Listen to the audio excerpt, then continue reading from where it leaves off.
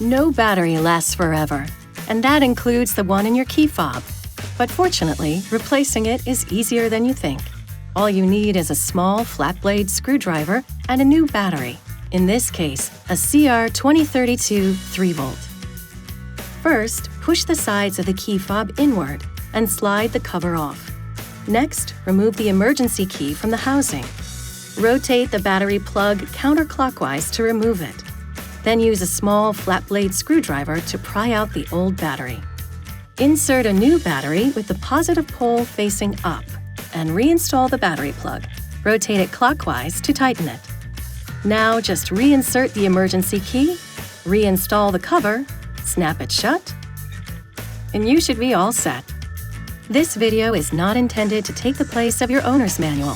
For complete details and other important safety information, please see your owner's information.